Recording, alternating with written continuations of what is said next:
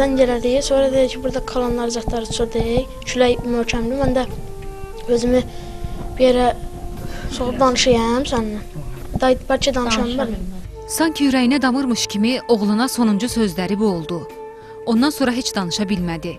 Günəşli yatağının 10-cu dərin dəniz özülündə baş vermiş qəza nəticəsində itkin düşən neftçilərdən biri 48 yaşlı Vəli Cəriyev Cəlilabad rayon Abuşabad kənd sakinidir. 2 uşaq atası olan Vəli Cəriyev hadisə baş verən gün həyat yoldaşı və övladları ilə telefonla danışıb.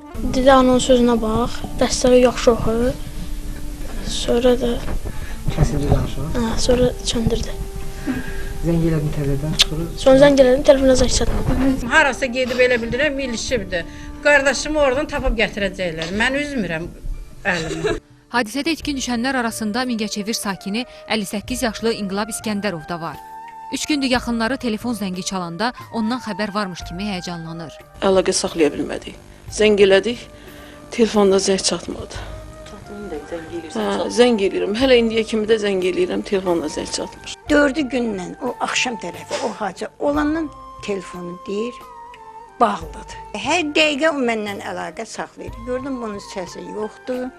Çox narahat oldum. 5 gündə hindi zəng vurar, hindi uçduq deyər. Elə vaxt olur saat 3-də uçur. Elə vaxt olur saat 11-də uçur. Da Bakıya gəlib.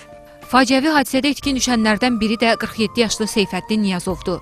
Salyan rayonunun Xıdırlı kəndində yaşayan 3 uşaq atası Seyfəddin Niyazov 10 ildən artıq idi ki, maşinist kimi çalışırdı.